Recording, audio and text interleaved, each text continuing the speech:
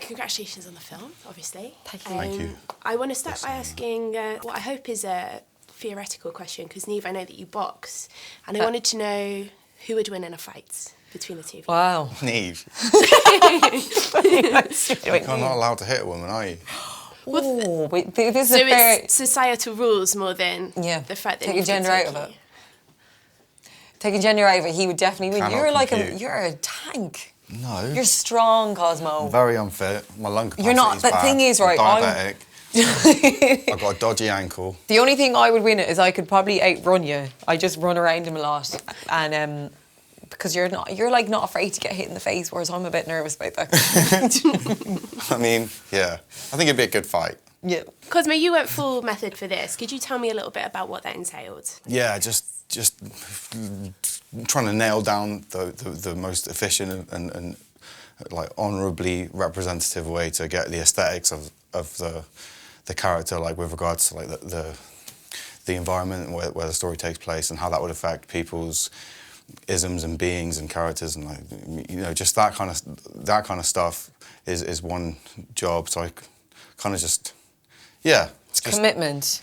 He's like I think method is like a buzzword that we are so used to from like Brando years, but like it's just complete commitment that he gave on his part into this. Everybody does though, like everybody just has a different way of doing stuff, and everybody still goes, you know, balls out. Not balls out, like all out.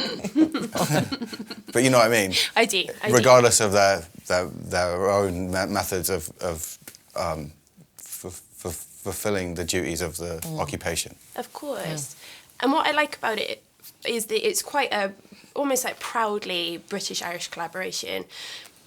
What do you think the future holds for Anglo-Irish productions like Calm with Horses moving forward, especially with Brexit and the shifting landscape of... Seems to like not particularly like what like I have like since the Brexit is kind of hit, I've no understanding of what the effect is now.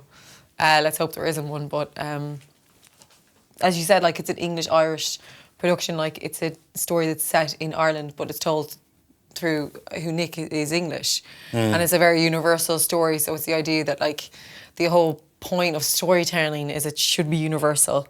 That like if like language or country shouldn't change how we tell stories. Like you look at Parasite, that is like Still haven't seen it. South Korean, but like the whole idea is like that storytelling is meant to educate people on what they're trying to tell. So I don't know. I'm not too adverse on. It's like Aesop's fables. Like they're all specific and they've got like a moral thing, but they're well specific. But then the thing that they're saying is widely perceivable without too much effort, even though it's like about a rabbit and a turtle or tortoise or whatever. That's not what you're trying to say? That is what I'm trying to say. No, yeah, I like that answer a lot.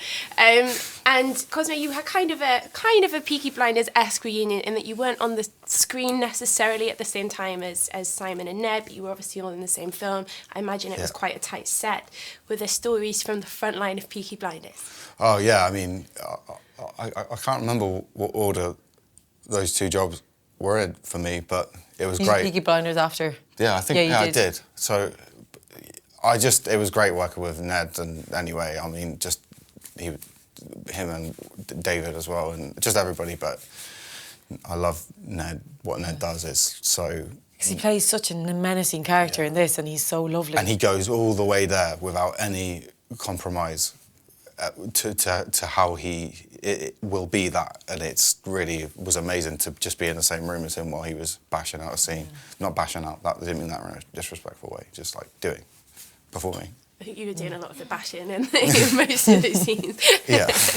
And then how did you workshop your relationship together? Because it's obviously knotty and turbulent, but there's such love that's sort of felt between you two. Did you get a lot of rehearsal periods?